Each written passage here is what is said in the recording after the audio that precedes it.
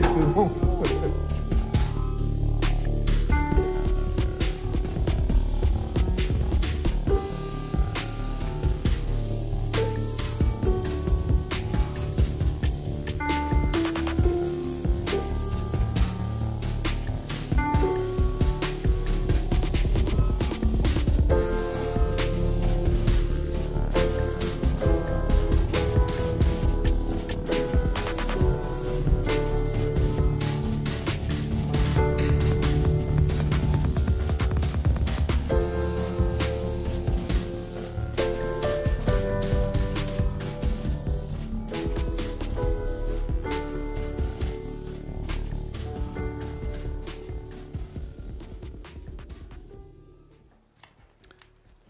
Petite maison, ça avance doucement.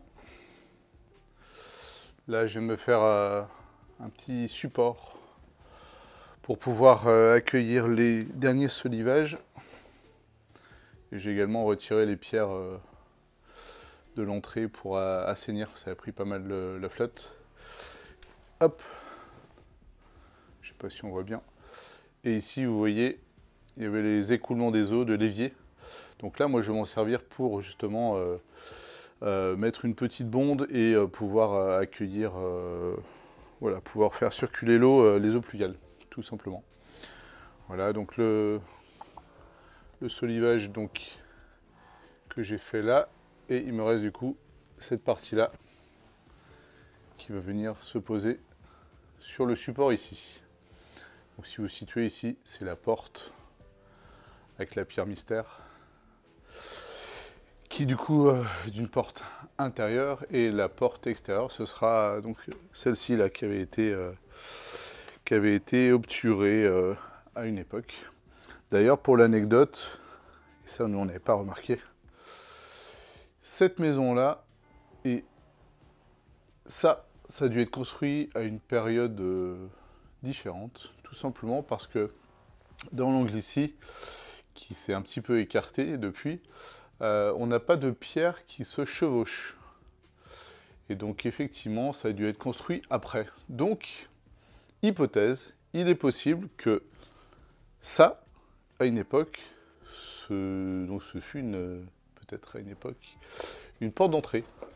Donc peut-être que cette maison-là était la première en 1776, peut-être du coup, vu la pierre.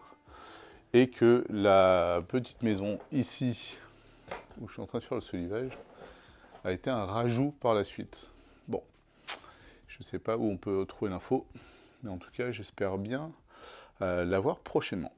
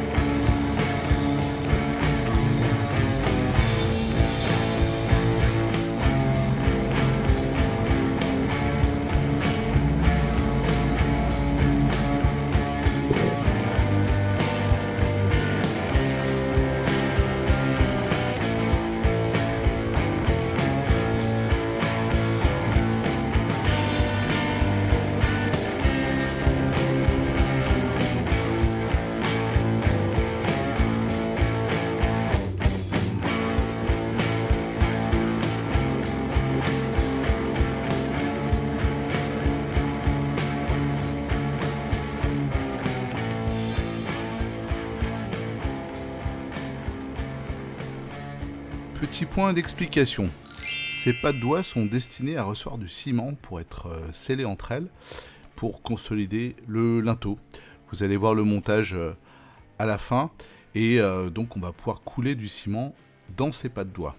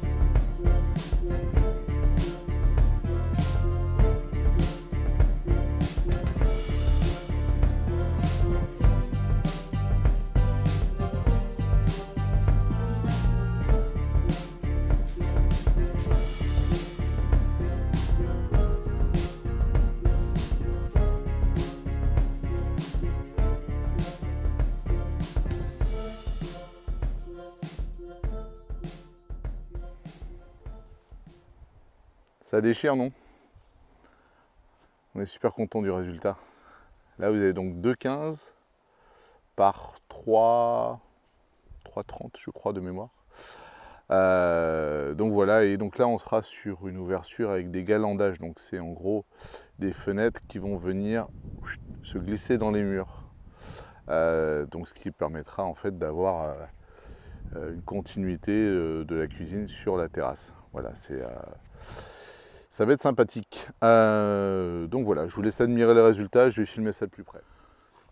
Donc là on est toujours sur les pierres de pays que vous avez vu sortir de la carrière la dernière fois.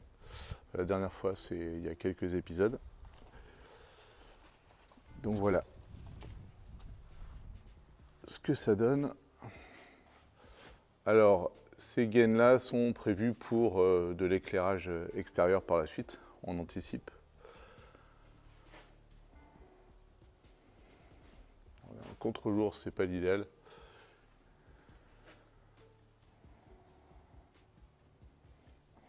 Et voilà, alors je vais vous montrer ce que ça donne de l'intérieur.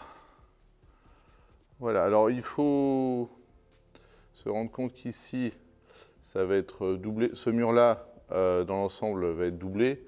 Donc ici, il y aura du doublage.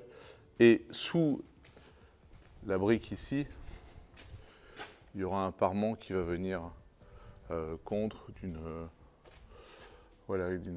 hauteur, je crois que c'est 7 cm, qui va venir être collé en dessous pour la finition.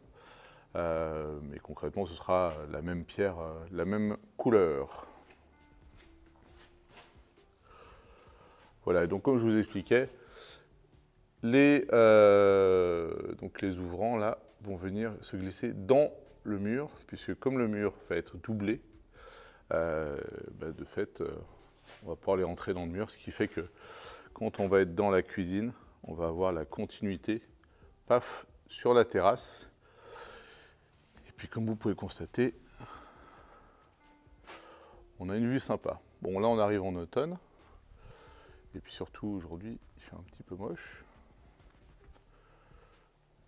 Mais ça va être canon.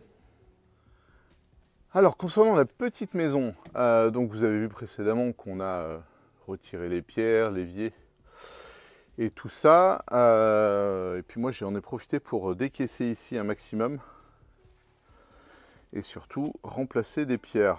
Donc vous voyez ces 3 pierres là, je suis assez content du résultat parce que j'ai l'impression qu'elles étaient déjà là avant. C'est des pierres qui viennent de la ruine, hein, tout simplement, que j'ai récupérées. Rien ne se perd. Et par la suite, là je viens de tailler, on va en mettre une autre ici. Et par la suite, ici, ce sera une fenêtre. Alors, ici, je vais devoir faire la marche pour les menuiseries. Et donc mon solivage qui est quasiment terminé et que j'ai également scellé quasiment partout. Donc là, c'est relativement droit et fixé. Donc ensuite, prochaine étape, un premier plancher.